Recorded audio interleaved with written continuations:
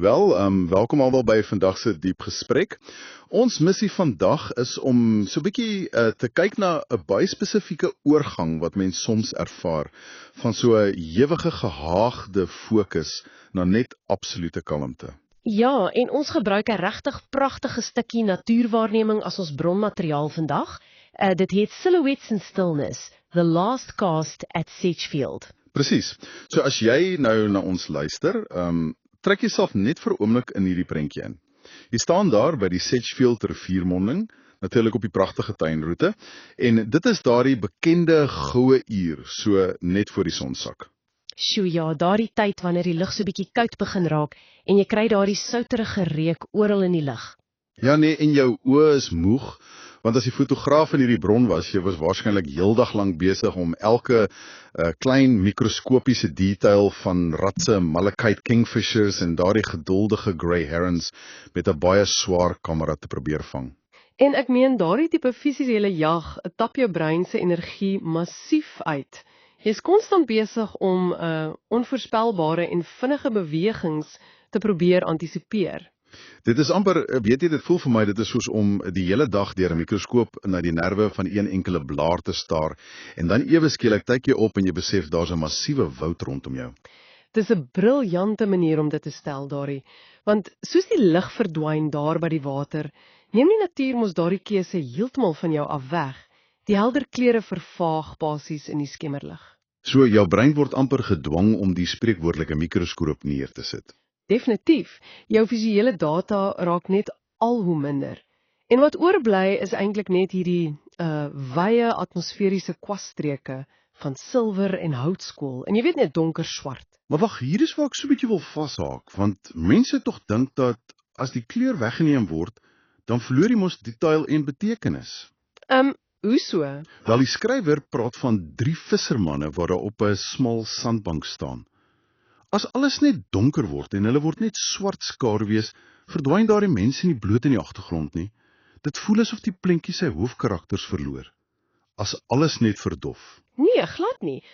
Visueel gebeur presies die teenoorgestelde. Regtig? Ja, want kyk, omdat die brein nie meer afgelei word deur byvoorbeeld die tekstuur of die kleur van hulle klere nie, dan fokus jy heeltemal suiwer op die vorm. Okay, ek begin verstaan. Daardie vissermanne staan mos daar teen die silwerwater wat in die skemerlig nou amper lyk soos 'n vloeibare diamante.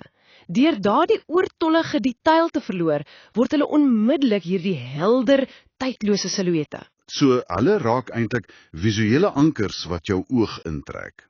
Hierdie simbole van uiterste geduld teen 'n veel groter agtergrond. Presies dit. En wat die bron regtig uitsonderlik goed doen, is om daardie kalmte te kontrasteer met die res van die natuur. Ons het hierdie gladde, speelagtige wateroppervlak, maar terselfdertyd bou daar massiewe en swaar wolke bo in die lug op. Ja, daardie wolke wat blykbaar die heel laaste gloed van die son opvang. Dit skep regtig so 'n tasbare, daardie stilte voor die storm gevoel.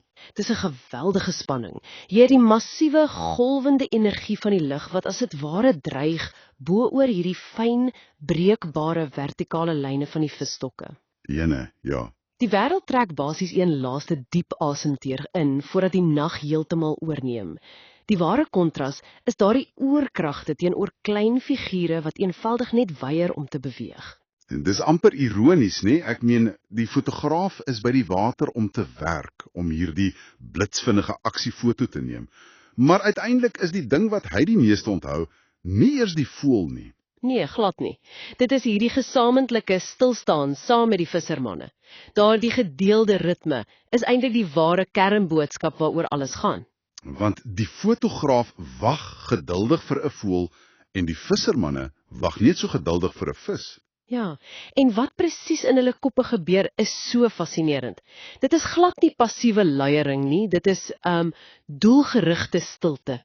Die brein skuif uiteindelik weg van daardie absolute drang om iets te produseer of iets te vang, na 'n baie eenvoudige vrede. Die vrede om letterlik net in te neem wat die oomblik op daardie sekonde vir jou bied. Die uiteindelike prys is eintlik bloot net die wagtydperk self. Die wag word die bestemming, ja. As ons dit nou direk na jou toe bring wat vandag luister.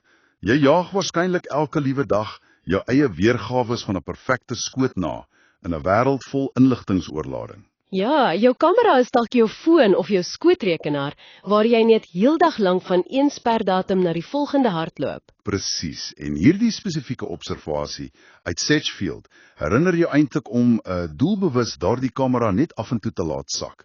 Veral wanneer dit begin voel asof dinge te vinnig raak en daardie spreekwoordelike stormwolke om jou saampak. Dit dwing ons mos om bietjie krities te kyk na hoe ons stilte hanteer. In so 'n gehaaste wêreld word wagtyd so maklik as bloot net gemorste tyd of 'n irritasie gesien. Maar ons word uitgedaag om die wag te herraam as die eintlike doel. Wat my direk by 'n laaste uitdagende gedagte bring vir jou om bietjie aan te herkou.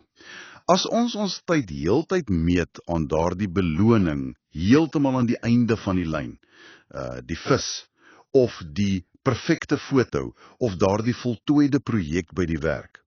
Wat sal gebeur as ons doelbewus spasies in ons lewens begin skep, waar die enigste doelwit is om net in stilte te staan en wag? Sal dit ons fundamentale verhouding met tyd self verander? Dis regtig 'n baie diep vraag. Wel, miskien is vandag uiteindelik die dag om vir so 'n oombliekie op te kyk van daardie fyn blaar onder jou mikroskoop af en net die magtige woud dop te hou, soos die son